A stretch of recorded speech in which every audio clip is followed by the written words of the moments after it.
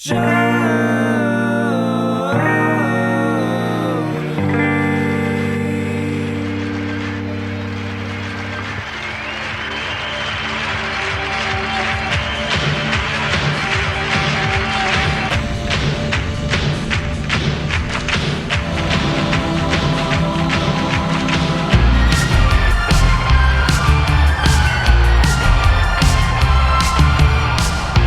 hello, everybody. Welcome to another installment of Show to Be with Mike G. The show of life, the show of agave, mezcal, alternative spirits, orange liqueur, and so much more.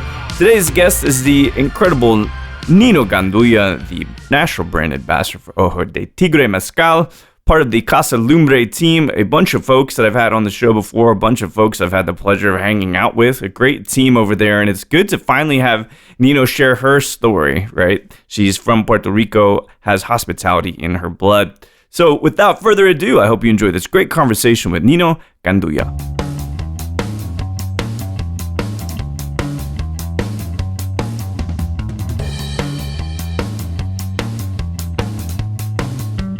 So it was a blend of various things. At that moment, I was finishing with Don Q, and my dad had gotten sick, so I went back to the island. Yeah.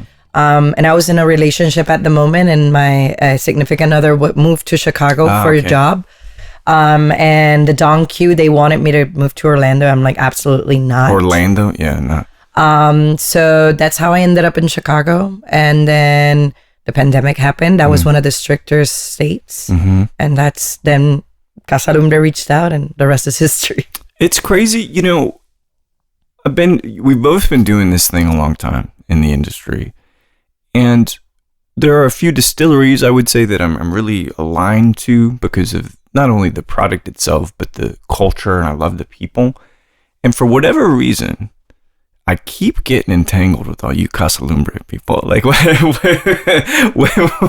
whether it's Cesar or you or Ivan, I always found y'all to be kind of like my people, you know? And I'm a gringo, you know, but I find that the culture, and we'll talk about some of the critiques, of course, that you've got, but it feels like a very inclusive culture. How does it feel to be part of the team? Does it feel like everybody's friends and that you've got the same goals?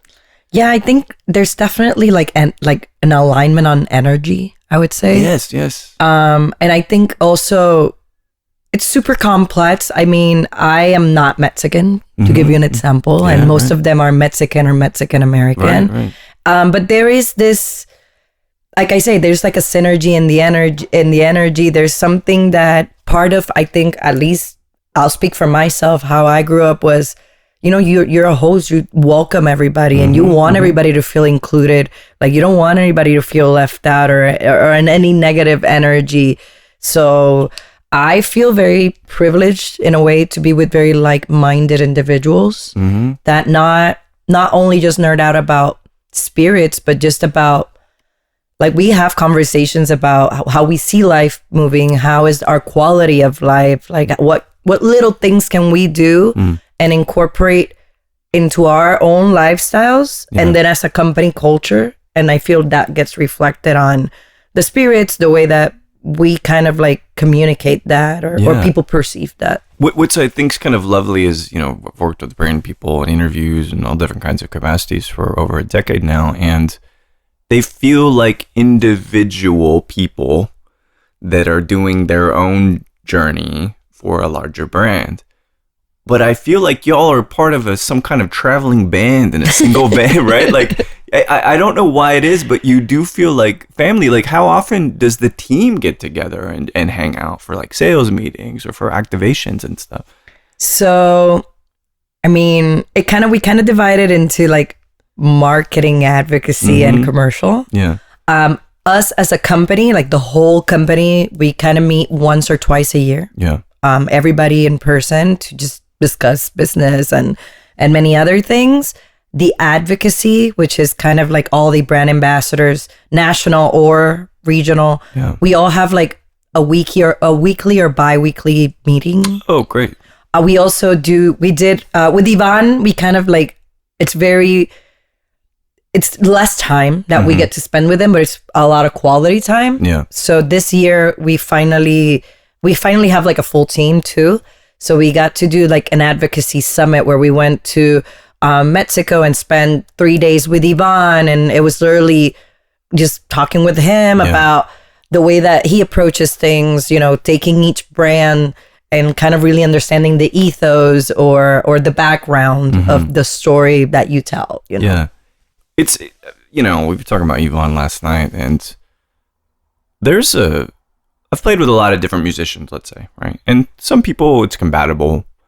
I guess I could say I've been in a lot of relationships too, and some are compatible, some are not, right? But there's something about the energy that I get with Yvonne when it turns into a couple of little lads being precocious when I'm around him. And he's such a larger than life kind of personality, you know? And I know he's an emo kid and he thinks too much and he's in love with love. I mean, really stuff that resonates with me. But Same. It's the same thing. Yeah, like he's a romantic, you know, a bleeding An heart empath. romantic, an empath. Yeah. Do you feel, because it feels like the culture is flat, and why I say that is that like the people from the top are just right next to you, that the culture itself is everybody gets to have a voice, everybody gets to share. Have you gotten to feel that kind of with Yvonne? Because he's in a sense an icon. I don't want to exalt him to that level, but in terms of press anyway, he's like an icon. But you've had good, even he's a peer, right? Yeah, I mean, I've known Yvonne since before I worked in this company. So, you know, from knowing him as a master distiller and then Dr. Agave and all of these names that people have for him. But to be honest, I feel like, you know, I have a respect for him, obviously, but I feel like I can literally, like, if I could send him an email or a message or a voice note. And I mean, I know he's busy, so he might not get to it super fast, but he will, and he'll take the time to really understand where maybe an opinion or a comment is coming from. Right. And he cares. That's most what I would say. He doesn't want to be seen like I'm the leader. Like he really wants to understand and see how we can all work together to just bring something forward and leave something better than what we had. Yeah, I like that about him in that sense. When you use the word empath, I think that's really true. He does feel a lot, whether it's just his emotions, but he does feel, I think, for his team as well. So when I do my research and stuff when I have guests, and we know each other, like we've hung out and all that. So it's a little bit different. It's a little more casual, but I was going back, you told me a story, and if you don't want to talk about this, fine, but like when we were at ATX Cocina, early on, there was a death in the family. Is that right? Like it's someone, because you're from Puerto Rico, right? And Gandulla? Gandulla. But Ninotchka, that does not match, right? Neither of them, actually. My last name is Comes. I did some research, and like 4 or 5 generations ago, the people that settled in Puerto Rico that had my last name, we are guessing, because I've looked where else in the world, you know, the same spelling. Right. And we think because at that moment, a lot of people didn't have a lot of literacy. It was like they would write names how they sounded. Okay, phonetically. So I think that's why my last name is very unique, because there's not a lot, like all the Gandullas that I've found, we're all related. Okay. And then my first name is actually, I'm named after a wrestler. Oh. Glamorous Ladies of Wrestling. Oh, I love this. Ninotchka. My dad was a big fan. Yeah. And she was a strong woman. And that's what I'm named after, a wrestler. That's amazing. And then did you watch the Netflix show? Yes. Yeah. But it's not as good, because I don't find it very true to, like, if you actually look on YouTube, like they even named like the Ninotchka character different on Netflix, first of all. Oh, really? She was blonde. She was not blonde on Netflix. Yeah. And the actual, like, you can look it up on YouTube. It's super fun, and it's kind of like, it's very 70s tacky. Yeah. Like you know, like very costumey, glammy. Right? Yeah, but it's hilarious. Well, you went to university in Puerto Rico and you're studying modern languages. I don't know what that means. What is a modern language? So modern languages just means learning other other languages. Like that's just, you know, I guess the university way of calling that. Instead so of like Latin, right? Which is maybe like an ancient language. Yeah, I guess there's your like dead languages and then modern languages. Yeah, what most of the world is speaking currently. So I took French. Oh. A little bit of German, but I failed. Okay. And then I actually, there was a lot of strikes in my university. So I kind of dropped out of that university and went to a hospitality school. Really? Yeah, because I was already working in the industry. So I thought, hey, maybe Were you already at the teppanyaki place when you were in college? Okay. That makes sense. My first job was the children's place. I don't have a lot of patience for children, to be honest. Like, it's just, I can't do this. Yeah. And one of my friends was like, I think you would be great at a restaurant. And that's how I ended up at a teppanyaki restaurant. Oh, I love that. I was watching an Argentinian film earlier. I always vowed to myself to watch only horror movies for the entirety of October. I've got people saying, have you watched this show? I'm like, is it horror? And like, well, no. I'm like, well, I'm going to wait. I'm going to wait till November, right? Like Billions ended or whatever. But I was watching this Argentinian movie where When Evil Lurks, which is a brilliant movie if you end up having to watch it. But I understand some Spanish. I've put some time in. I've been to Mexico quite a bit. And I thought how ridiculous it is in the U.S. education system that we're only getting introduced to secondary languages like when I'm a teenager already, where I could have absorbed it very well when I was younger. And so you having this, you're fluent in Spanish and English.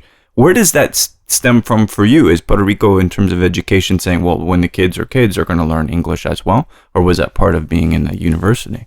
So when you're right out of kindergarten, first grade, every day, since first grade till you graduate high school, you have 1 hour of English. Really? 1 hour every of English day? class. Yeah. Oh, I love that. Since first grade. That's one of the subjects. English, math, science, social studies, I don't know, physical education. English is one of the subjects every day of your life. So a lot of people from Puerto Rico, they mostly understand it. They might not want to speak it, and that's more, just like it's personal for everybody. I know my brothers hated talking in English for the longest time because accent. But once they moved here to the States, they had no where, other. Where do your brothers live? I have a brother that lives in Orlando. Oh, no kidding. Yeah, so and then my dad's New Yorican. Yeah, really? That's cool. So you could have moved, I guess, to Orlando and had some family there, even though I don't who wants to live in Orlando. I moved in. I lived in Orlando briefly when I was a child, like with my parents. But at that moment in life, when I got asked by a company to move there, I had already lived there. I felt like everybody had just moved out of the island because of the hurricane there. And I don't know, I just wasn't where I was seeing myself. Same. I don't ever see myself in Orlando. No offense. Well, actually, no offense to Orlando. I'll go visit, but right. I don't know. I don't like. I've been there many times, and even as an adult, I don't know. I feel like there's other places that call me more. I'm absolutely with you. And no offense to Orlando, little Puerto Rico. Right. Well, true. Miami might be good. It is both. Different, right? Miami's a little more. I feel there's a lot more mix. Yeah. Right. Something a little more a cultural hub, so to speak. Did you travel a lot as a kid? Were you exposed? Because to me, you seem worldly, right? The culture and like you. I mean, you talk about Singapore a lot. We could talk about the tippling club. I love Singapore. I've been there multiple times. Oh, I haven't been to Bali. Bali's fantastic. But that desire to travel and to be exposed to different cultures, is that something that comes from being a kid and being well traveled and stuff, or is it something else? It comes from my dad. Yeah. So I think I traveled a normal amount as a kid. Like, we went to Disney or like family vacations. Nothing, I don't think ever outside of the, like a couple of islands like Barbados and maybe like Florida and like New York. I got to go more when I got to be a teenager, never as a kid.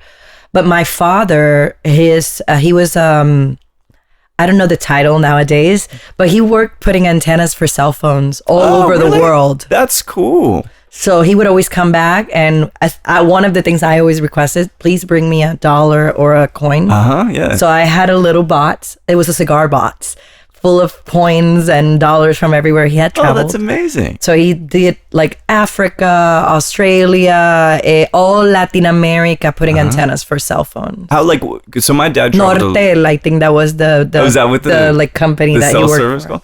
all right. Well, this is actually an interesting thing. So my dad, when my folks got married when I was 8, so those 8 years where things were kind of different for me, but he would go open new restaurant chains because he's in the restaurant biz. So he'd be gone like a month at a time. Your dad doing this tower work, like how long, what kind of chunks of time was he gone for? He would come home maybe like once a month. Yeah, right. Or maybe like once or twice a month for like a weekend. Yeah. So the time that I spent with him, like all I have obviously are those great memories. Yeah. I guess my stepmom had to be the bad cop in a way, but I have a good relationship with him. We talk, and I think he definitely says like, oh, you're definitely my child because you're like traveling and doing all of these things. And he was very passionate about it too. I love that because, but it's funny because similarly, my biological mom, now we're best of mates. She raised me a single mom for a long time. So it's a little bit different, but she had to bear all of it from my brother and I. Dad's out. Yeah, Dad got to be the good cop. Like, he's the surprise, the bringing the gifts. I mean, it's just interesting how that stuff works, but I think it kind of frames us different as kids as we become adults, right? And I do now kind of understand more why I feel like you have this proclivity to travel. So beyond the fact that you're not interested in kids or taking care of kids back in the day, right, which I'm right there with you, the ability to be hospitable, which you said is certainly a cultural marker in Puerto Rico and Mexico and stuff. Was that the thing that you kind of got, I wouldn't say addicted to, but that really fed your desire to want to learn more about spirits, to bartend, to work at restaurants, to be hospitable? Like, was there ever a turning point where you wouldn't be doing that? You would have maybe be studying language. Maybe you would have been teaching. I mean, when I definitely went into college, with that concentration, that was kind of like the mark. Yeah. Either that or something in the UN or something like that. Yeah. But I think, again, there's the cultural and I grew up with certain aspects of hospitality that you don't know it's hospitality when you're an adult. Yeah. But I kind of fell into it like by mistake, and at the same time, it's kind of addictive. Because I was a server the first years of my career in the hospitality business, but I loved it. I love seeing people leave happy. Like, there's instant gratification and satisfaction. I got into bartending by mistake, and it was because I was that server that would taste everything and be like, that's not correct, or that's not, what the menu says that the ingredients are, or things like that. So I got behind the bar one day because my manager's like, the bartender's not coming, and I need somebody, and you're kind of like the only one that knows how these drinks should look and taste. But I never made a drink like that was more than maybe vodka soda or whatever like that. Sure. So I went behind. I kind of knew, I had everything, but I didn't know the proportions. So I would just try to mimic, it tastes like something I would drink, or similar to I know that this drink would be, because none of them were classics back then. Yeah. Old fashioned was not in style. These were like, restaurant cocktails, like rum punch and like versions of classics. But back then I didn't have that conscience. Yeah. And then I think it's different when you're, taking the food from the chef to the person versus when you're making it in front of them. And then you're seeing, especially for me at that moment, I didn't have any bar knowledge, but seeing how somebody was so happy with something I had made with my hands, which is probably something that a chef gets, but because they don't literally deliver the food and see the reaction, maybe they don't get that part. I got like all of those parts all in one. I felt when I was behind the bar, and that was where I was like, I want to be really good at this because I like how people are reacting. Yeah. And I got a Mr. Boston's book because then Puerto Rico's a place that a lot of tourists go. So other than the cocktails from the bar, then one day somebody asked me like, oh, can I get a wet martini or something like that? And in my brain, I was like, other than having, and I didn't even think of gin, other than vodka, like what does it mean wet? Right. So that's how kind of like I started looking at drinks to learn more, like at least what is a martini, what's a whiskey sour, like just really, really like what we call like, like the staple of cocktailing. Right. And then I started looking for more because I wanted to be good. That desire to learn more and to enhance your knowledge, is that something that is within you that you desire, whether it's maybe learning about history, geography? That's something that's a part of you, to learn more. I think I have like this innate thing that I think growing up, like my grandparents were very much like, we don't care what you do as long as whatever you do, you feel like you're the best. Oh. And that you feel super proud of your work. Yeah, right. So I think with everything, because I'm like this with everything, like I know I'm not going to know everything because there's nothing as finite. Yeah. But I try to learn and keep an open mind to keep learning as much as I can about anything. I love that. And a lot of the jokes, like in our like our advocacy group and stuff, like Cesar calls me all the time. He's like, "You're the best at, like, you're really good at research," because I love doing research, and like just I go like down rabbit holes, and yeah, like it's just that I like it. Like it is funny because I will not look at maybe the IKEA instructions for something, but I will read all about, what's the best vacuum cleaner, and I'll read like 7,000 reviews until I'm like, okay, this is a good purchase. Are there other areas that particularly interest you besides vacuum cleaners and cocktails that you find yourself reading about and then you find yourself researching? Like everything, you have like your faces. I mean, recently I was reading a lot about essential oils and hydrolytes. Oh, okay. But sometimes it's like something that's going on in the world. Like obviously with the war, like I went and started researching to like not just know what the news tell you, like really understand the history and the background of it. I always find that it's tied to history or something like that for some reason. That's what I'm kind of getting. Yeah, like is there any era of history or geographical region that is more or less interesting to you? Oof. Because I know you've thought about, I'm sure you've studied individual, certainly Mexican history, Puerto Rican history, American history, but I'm just curious if there's one that you kind of flock to or drawn to a little bit more. I mean, obviously the one that I'm the best versed, I would say, is like, like Puerto Rican and a little bit of American history. I think, I mean, if you would have asked me this like at the beginning of the year, I was very much into what's going on in China and the genocide, and I started like just researching about this history and where all of this come from, and all of these people that are like in factories, like, and not like all, like, I don't know how to even call it. Well, I mean, it's genocide and a lot of other things, which are very like dark and strong things to talk about. But yeah, I guess depending on where I am at, like I like to listen to what people talk, and then I go home and sit in my computer, and if it's something that's still in my brain, I just go and learn more about it. I love that. I mean, I'm very detail oriented with art, actually, mostly. I love art. I studied art history too as a minor. Oh, did you? Yeah. Which okay, because I was just at the Tate Modern in London, and I was just at the Scottish Museum. It's beautiful. I finally saw my first Francis Bacon work in person. Wow. When I was in Scotland and Edinburgh, I finally saw my first Cindy Sherman piece in person, which I love her. I saw some others that I didn't think I was getting, some Salvador Dali drawings and things, which at Rice has some. As you know, and in Houston, they got some Magritte there too.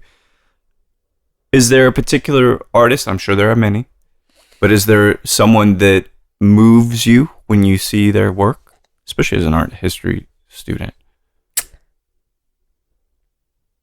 This is very difficult because it's kind of like, what's your favorite cocktail? You're sure. changing, ever changing. But luckily, like what I want to allow is a large canvas, no pun intended, of all of the work that you enjoy. None being better than the rest, but something that just moves you.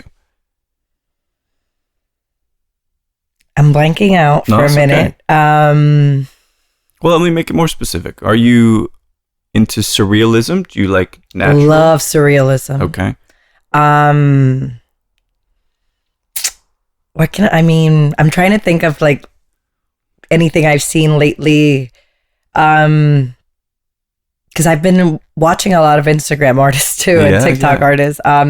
There's this lady, I think she is from New York. I can't remember her name, but a lot of her paintings are mostly about women, but there's something exaggerated sometimes in the eye and the gaze. And lately, I've been looking at a lot of her things on Instagram.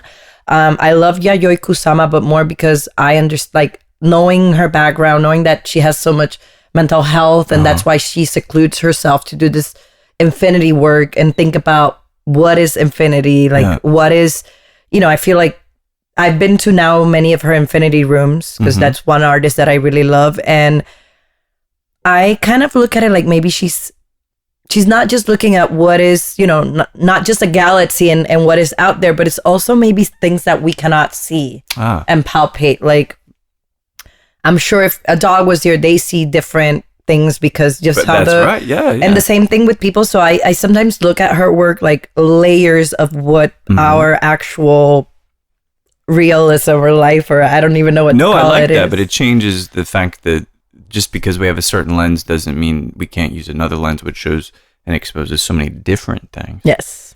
I'm a sneaker person, and because I consider sneakers artwork. It is.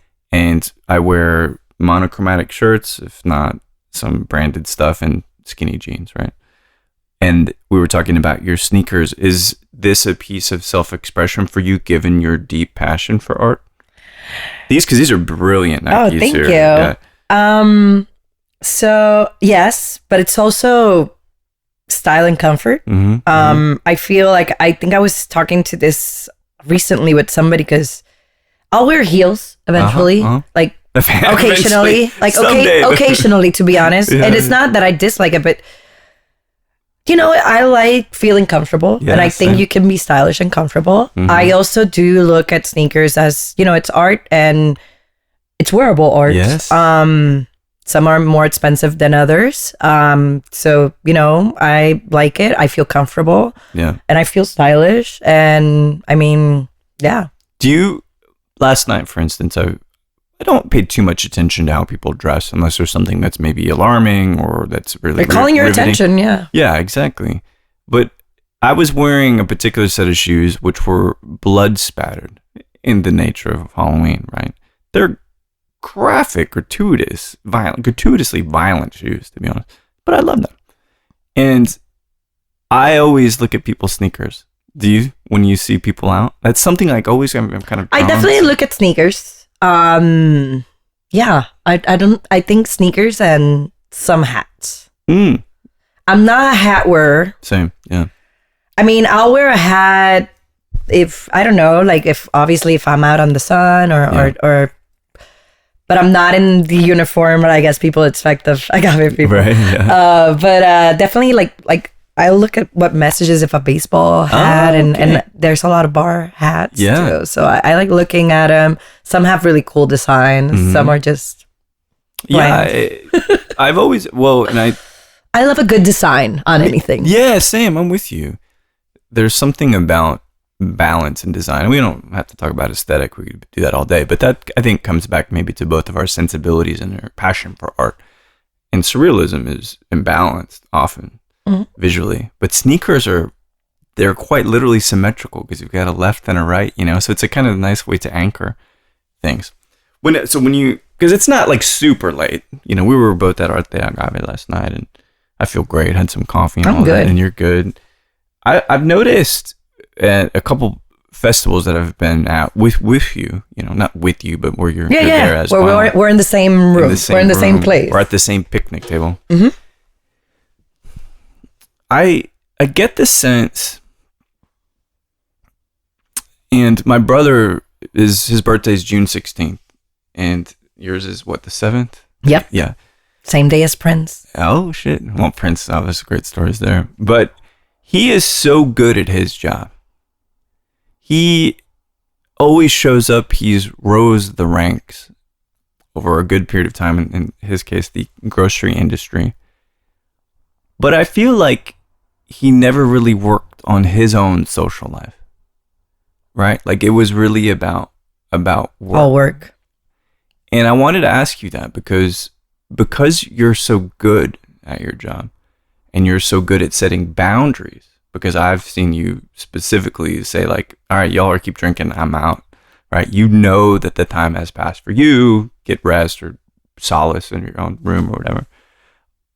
How much of you is really out there when you do your job? Do you keep pieces of it back, kind of like compartmentalized, or is you, or rather are you in your role, is that all you? You let it all in. You're vulnerable. You let people really know you. Yes. The second piece, Yeah. like it's definitely me, but I think because, I mean, there are parts, I think there's always hints of you that you kind of keep away for, I don't know, your significant other, or for people that maybe know you way more intimately, or family. There's always a piece of you that not everybody else gets. Yes, yes. But overall, Nino, like, I love what I do.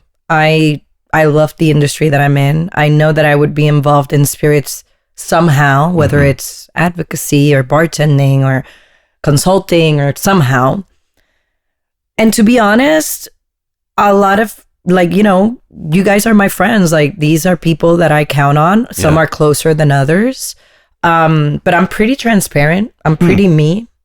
I get that transparent for all sure. I've learned is, when I'm tired or I'm not enjoying myself, or I don't know, sometimes we get cranky, or we're just like, I'm not into this music or whatever. Like, I've learned, I get a lot of FOMO sometimes. So like, you don't want to miss out, but at the same time, like, sometimes you gotta just let it go, retreat, and then get back at it the next day or the next moment. Like, take a minute to understand whatever process, happiness, tired, cranky, whatever you're going through. Take a minute and get back at it. So I've been learning to give myself a little moment here and there. But I like to put I put it all. I get that. I do. I was just curious because I feel like vulnerability is this thing that we all have the capacity to do, whether it's a relationship, romantic relationship, whether it's a platonic relationship with a friend. And I've realized that I don't keep much back, to kind of use your phrase. Yeah. That I allow people in. And that can be kind of dangerous at times, right? Yeah. Because they're like, well, oh, I saw you were going through this. I'm like, oh, I really did broadcast that, didn't I? So it sounds like you've really built healthy boundaries about not only your health and your sleep schedule and all of that, but also that you don't allow so much vulnerability to where you're overexposed. Is that a fair way to put it? I think I've learned to listen, but not take in everything, because a lot of times we get a lot of like emotional dump on us, I don't know, whatever it is that people are going through. They feel like because I am the way I am, that maybe they can let it all out with me. Right.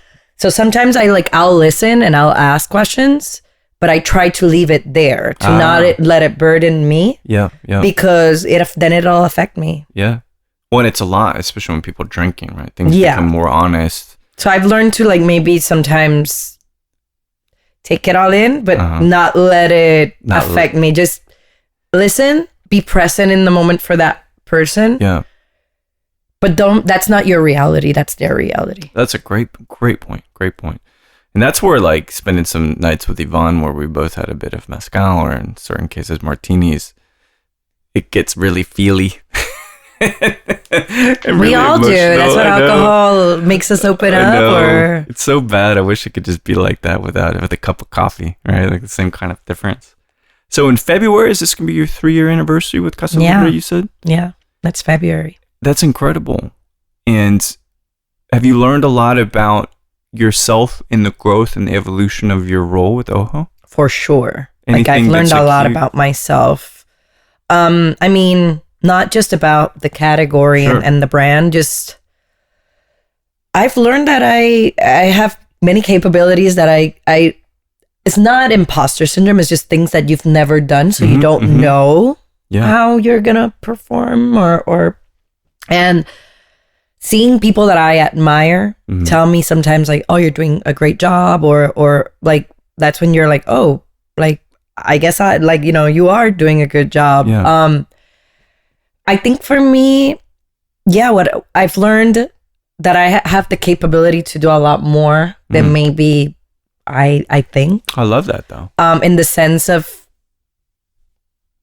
everything from putting an event together to like just thinking about, you know, your travel schedule, who you're gonna reach out to while you're out on those different travel. Yeah. Like all of those things, those were things that I would do, but you would do it once and then you wouldn't do that for months. Here's a constant practice. Mm-hmm. Plus on top of that, you know, you're in meetings with marketing people, you're managing a budget, you're managing the social media, like there's a lot of aspects and multitasking. So I find myself, I've learned more that I have more entrepreneurial skills than I thought I had. I love that though. It's kind of, you know, and maybe this is a brutal metaphor, but when you back a dog into a corner, things start reacting in a different way that perhaps you didn't know were within you. Mm-hmm. And so 3 years is not a long amount of time. It's not a short amount of time. Do you feel like, it's not about this role, although that's why we're talking, but that the brand ambassador life itself is something that now suits you better? Is it 3 years later, is it something that is more catering to you as a person, or are you getting more distance from that? And I know that's like the thing that... Yeah, it's just loaded. Yeah, sorry. I think I like what I'm doing. Yeah. I'm very happy. So sometimes it's hard when I get asked like by Camille, La Loba, or some other like people that are not just our leaders and managers, like to me they're mentors. Yeah, right. When, how do I say this? It's hard to think of what you want to do next when you're happy. Yes, right. At this moment, I think I'm finding a lot more balance in all of it. Period. Yeah, good. I love it. I still know that I can always get behind a bar if I want to. But I love that my eyes have been open to learning so much about the behind the scenes of a brand that you can apply to a bar. You can apply that to pretty much any business. Absolutely, yeah. So I'm very grateful that I'm still learning and that I get to actually get more and more involved in those aspects of the business that not every brand ambassador gets to be part of. That's exactly that's something that maybe I didn't explicitly say about the Casa Lumbre team, but it feels like you can go get your hands dirty instead of being kept at arm's length like many of the other. That's actually exactly what I was really trying to say with brand ambassadors. Like, well, did you get your hand dirty in the mash or the ferment? Like, well, no, I didn't get to see it. It's like, well, then how do you connect? I have quarterly meetings with our team on the distillery and all of our agronomers and people that work on site to make the spirit. So like I said, like I feel like I'm very gracious that I've been exposed now to the process of production, the process of commercial aspects, distribution, marketing, social media. Like there's a lot more that people do not get to see. I don't know what other ambassadors and other I know not all of them have the opportunities I have at Casa Lumbre. It doesn't feel like they do. Yeah. But I also, part of that company culture is that they listen to you. What do you like? What are your strengths and weaknesses? What do you want to work on? Right. If you don't feel passionate about something, that's okay too. And then we'll move you to the things that you're really good at. Because I think also a lot of people in our company are overachievers in a way, or people that, you know, we really care about the quality of the work we're putting out. So I think because that shows, they let you be more as involved as you want to be, because you're doing it all for the same purpose. We're all I love that. There. Yeah, because it's catering to the passion, you know. So I won't name names, even though this is on me, not you. You know, I've met a lot of people in this industry, and in whiskey, folks are far less opinionated and territorial, mostly speaking. But in mezcal, it gets a little different. Sotol especially gets different. But I was just having a conversation with a particular LA restaurateur who remain nameless, and so many people that I talk to, they really criticize Casa Lumbre. Do you see that? One, and this is just a yes or no answer. Do you see this, like the grand kind of criticism about the price? What, like, I don't really get it given how great the team is, but why do you think that is? Why do you think, for whatever reason, that Casa Lumbre gets so criticized. And I'm not trying to be sympathetic. I just know the people, and I really care for a lot of y'all. Why is it? Is it because you're too big? Is it because of it's anti-Mexican? That can't be it, right? I mean, this is my perspective. Yeah. I think a lot of people I've known about Casa Lumbre since it wasn't even called Casa Lumbre. They were just making Montelobos and creating Ancho Reyes. And the philosophy still stands today of, bringing kind of like, instead of farm to table, kind of like agriculture to liquid. But let's be honest. Like there's right now the world of celebrity spirits. And a lot of this criticism started particularly, I think, after Campari acquired Montelobos and Ancho Reyes. That wasn't really the issue. It was when we started doing a lot more celebrity partnerships. Yeah, like Contraluz, right, was a big one. Contraluz was one of the big ones. I mean, even Ojo de Tigre also has in this Mexico. He's more well known than here, but there is also a partner in Mexico, Luis Gerardo. Abasolo and Nitza don't have like a well-known celebrity or anything. I mean, that's very much Ivan's baby. But then all of the others like Contraluz and Noche Luna do have partners that are celebrities. Yeah. But these people, how do I say this? I think overall, celebrity brands have gotten a bad rap because you think of a celebrity, you think they can afford to have the best of everything. Right. But when they go into this as a business venture, they don't necessarily know anything about whatever they're going into, whether it's look at it from everything from makeup to like spirits. They they're not experts at that. Yeah, right. But maybe in other aspects like makeup or whatever, they're getting dermatologists and people involved that are experts at that. And I feel that not every celebrity has looked for somebody to help them go on those ventures with the best of the best. I see. That's how I look at it. No, and I like that. Right? So I think there's already that stigma. So even if it's not Casa Lumbre, any celebrity spirit, immediately people attack. Right. And I think because that was something unexpected, a lot of people think that, you're just a sellout. Right. I don't look at it that way. These are people that did their research. They wanted to be in the alcohol business. They're not claiming to be master distillers or anything. That's just a business. Right. And they're giving us money and the exposure to look at these categories that maybe wouldn't have the same exposure if Lenny Kravitz wouldn't have been involved, or maybe a Maluma.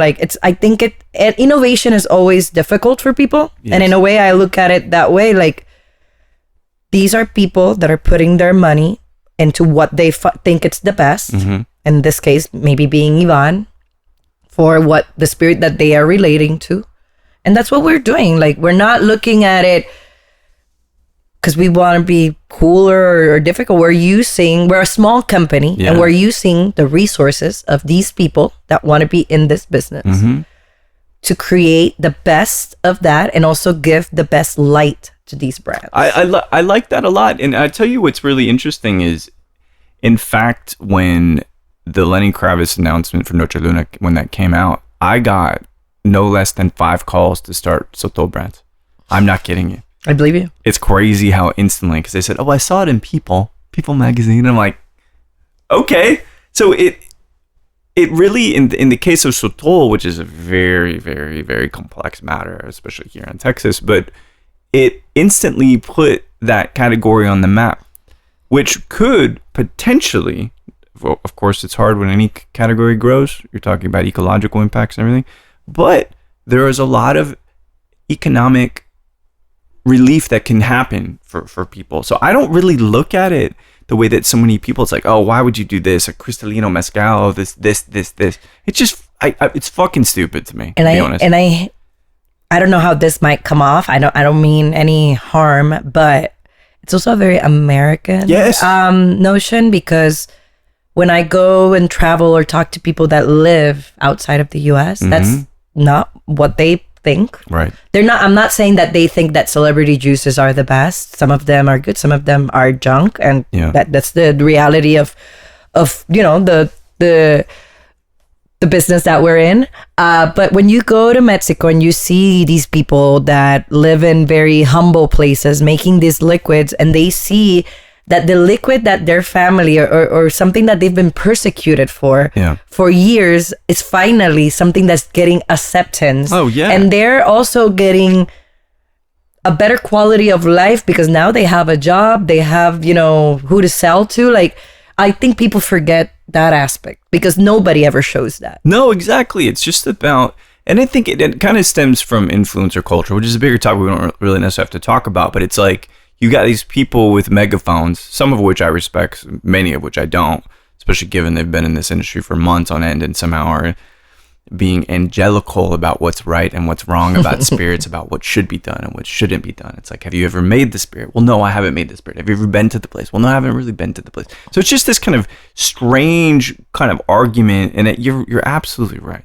It's very American for us to get our knickers in a wad, so to speak, and get an upheaval about things that don't even really have anything to do with us in a lot of cases. Well, and a lot of the criticism, like, it's just opinions. Like, I haven't seen yet. Like, I don't get to see what everything is. Everybody has a different algorithm. Yeah. But like, most of the time it's just like an opinion. It's not really a critique. Yeah, right. And there's no base for a lot of these opinions sometimes.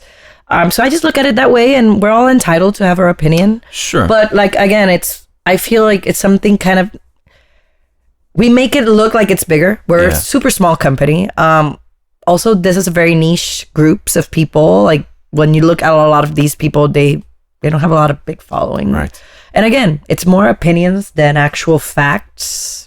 Yeah, but somehow that's just how this works in the States, right? We just I don't dwell on it. I let people, hey, dude, you don't have to buy it. Like, that's what money's for. Like, use your buying power to then impact what you want. And this is very timely that we're meeting. We were talking about it just briefly last night. Now, I'm not patting myself in the back, but I was the first Texas distiller to make any NA spirit in Texas. Although I can't probably call it spirit, but you get the point, right? And so this week, I think, it was just this week that Almave, is that how you say that quickly? That was released.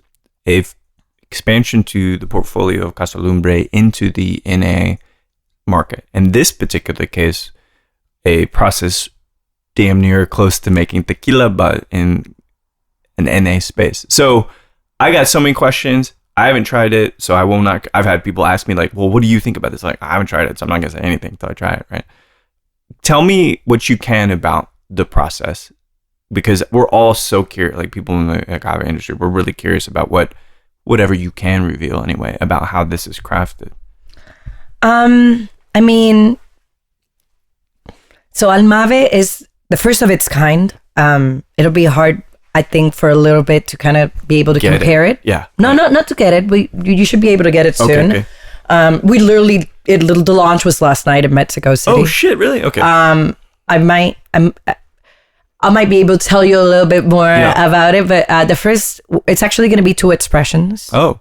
The first expression is the ambar, which kind of emulates or can replace like an aged agave spirit. It does not taste like tequila. It does not taste like mezcal. It literally tastes like the juice of the agave after being mashed and cooked. The process is very similar, like you said, to tequila. Blue agave Weber, all grown and sourced for us. And we're kind of we do the cooking process, we do the mashing process, we do not do fermentation because we don't want any alcohol. Right. And it's very similar, which you probably understand, but this can be a very technical for maybe a consumer to understand. But it's kind of making like essential oils. So you have 2 things that you can extract from a plant, which are the oils, and then the hydrolytes, which are the water soluble flavor parts of the plant. And that's really what we're using. We're using the water soluble aspects. So it is literally just juice distilled. And then at the ambar, we're adding a little bit of that bagazo juice back to give it the color. And there are drops of tequila, the tequila coming from a distillery that we have next to our NA space. It's a tequila coming soon, so I don't. It's already out in Mexico, de frente. Cool. Okay. I know. Yeah, I know of it. So that's where we're getting that tequila from. Oh, I see. And yeah, it's delicious. It literally just tastes like cooked agave juice. And then the white. I'm sorry, I'm not sure the name right now, to be honest. But I haven't tasted the white liquid yet. But it's delicious. I think it's going to be super interesting. I mean, just because it's a non-alc, like you can do so many things that you can't do in alcohol. You have also a different, I feel like the consumer's very different too. And Lewis Hamilton, how he got into this, he actually went to Ivan looking like he was tired of like going to the bar and asking for a ginger ale and people looking at him like, why are you asking for ginger ale? So he wanted to create a spirit because when he imbibes, he likes to drink tequila. And that's how this partnership came to be, that he went to Ivan. He's like, I'm tired of people looking at me at the bar. Like, why are you asking for a non-alcoholic? Yeah. But he felt like having a brand, like, oh, I'm getting Almave just because it is in a spirits bottle and all of that. Like, it just kind of changes the notion of how people look at you not drinking. Right. In a setting that may be a drinking setting. So that's pretty much how it happened. I'm excited because sometimes you want to take a break from drinking. Do you? I have my moments where I'm like, I need a break. It's an interesting thing. Yeah, our relationship, just having been part of that industry for a little while of NA, I get it, right? And I get wanting to be healthier, drinking less, all of this. And I or the hangovers or all of that. Nobody I never wants get that. Do you get hangovers? I drink agave. Yeah, I don't ever get hangovers.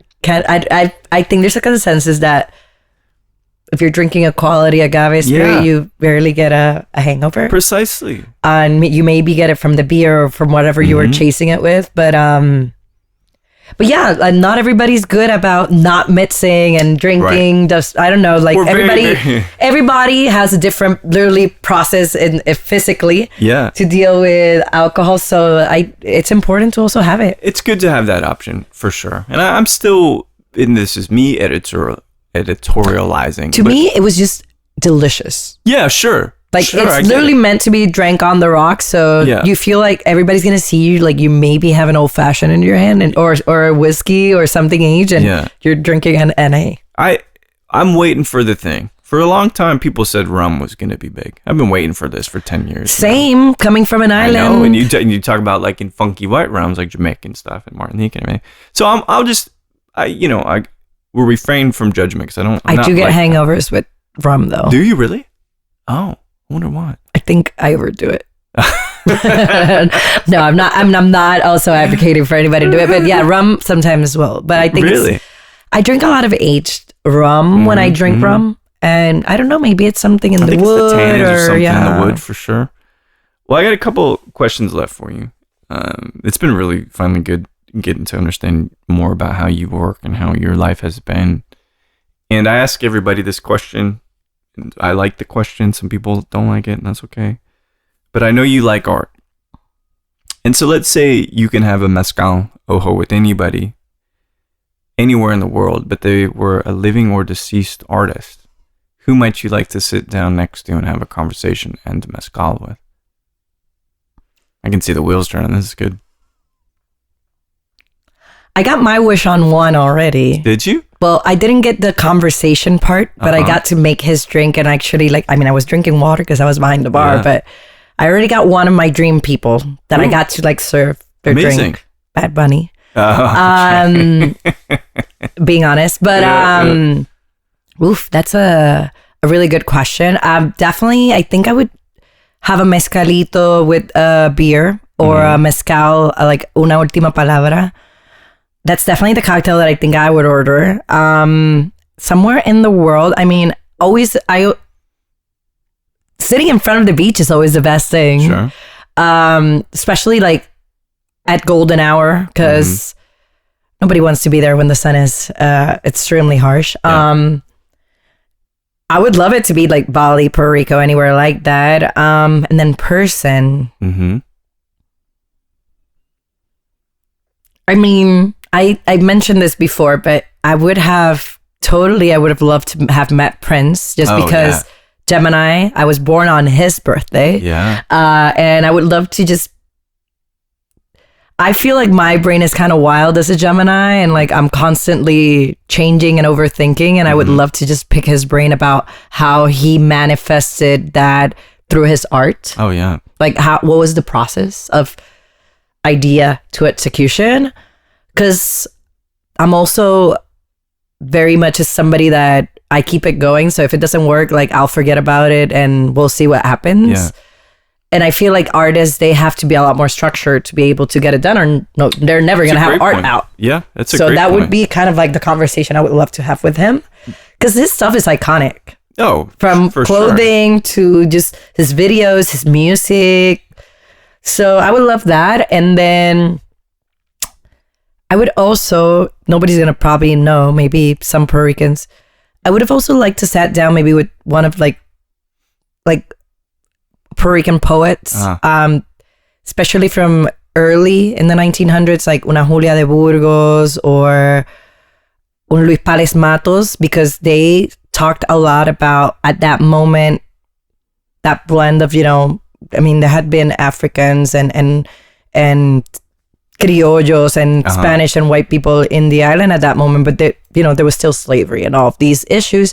And I would have just loved to pick their brain on, language, how the language kept evolving. We still use a lot of words that nobody else in the Spanish language uses, that has to do with the Taino and with the Black people that came to the island, and also all that blend. So that's a second, I mean, that one maybe is more platonic than Prince, because I feel like he was more towards he would have understood more our generation in a way, versus these people have no clue what we're over here. Like, they would have never imagined the life we're living now. No, I think that's incredible. And there's a story which I won't recant for you, but it's worth looking up, about a woman that was in one of Prince's hotel rooms that was whispering softly to him, and he kept insisting he was hearing voices. But I also would love to know what he was drinking at that moment. He was sober. Besides the pills, he was sober at that point. So he found Christianity and all that, which is interesting. It's a later chapter in his career. Well, so last question for you. You're in Austin. You're in Houston. You come into Austin quite a bit. When is the launch of the NA? Pretty soon. You said it was just in Mexico last night. Yeah, they just did Mexico last night, because also Lewis is there for the Grand Prix. I think there was a little bit of like a sneak peek on the one here in Austin, but with the political climate, he wanted to push it back and be more sensitive with what's going on in Israel and Gaza. But I don't have an exact date. I know we will have it available in Texas at the end of November. Cool. November. But we'll see. Maybe we can get you a sneak peek. I would love to taste it. I mean, Have you had the orange liqueur? No, I need to try that for sure. I have that in my car. Okay, I'll get you a try. It's from the Yucatan, and one of the things that I identified a lot with is because the Yucatan was the port where everything came, all the slave ships, all of the trade ships, and everything. And besides San Diego, that was one of the places that the citrus was introduced into the Americas. That was another point of where a lot of citrus and a lot of spices came in through the Americas. And there's a lot of Afro-Caribbean aspects of that area, especially in the culinary aspects, that speak to me. And I just love, I get really excited and giddy about things that, touch on things that remind you of home or that style of cooking. But it's also so rich, because at one point that was like the epicenter of the Mayan civilization too. So it's super interesting, but looking at it in a modern lens is super interesting. I love it. And you all have so many products coming out, and not an endless amount, but I kind of lose track. Like Las Californias gin, like I've had all this stuff, but sometimes it's hard to be like, oh shit, y'all just did put out an orange liqueur as well, which I must try. So Nino, but finally, after years, we've been trying to do this at least 2 years, maybe even 3 years. But thank you so much for sitting down with me and talking about this stuff. I think it was really great to get to know you in this way. And of course, I'll see you soon. So. Yeah. Thank you so much for having me. And my pleasure. I don't know, having cool conversations. A lot of times you get invited to these things, and it's just kind of like, you could look up a YouTube video of me talking about agave Exactly. or something like that. Exactly. And I don't want it ever to be that way. So, Thank you. Thanks for taking the time out. Cheers. So there we have it. Nino Gandulla, the national brand ambassador for Ojo de Tiger, working there at Casa Lumbre. I've had a lot of interactions with the team, like I said before, and Ivan is still one of the greatest people. Is so intense and so intellectual. And it's great that Nino is like that too, but she's more hospitable, more familial in a sense. And the times that I've gotten to hang out with her at Agave Fest and things of that nature, it's always really a pleasure. And this was great to get to know her even further, you know. Apologies, Nino, that it took me so long to get this interview out, but there is no better time than the present. So thanks everybody for listening to Show to V with Mike G. No matter how you're finding your voice as an angry metal vocalist, if you're thinking, I see a lot of dogs that remind me of the Golden Girls haircuts, please keep dancing.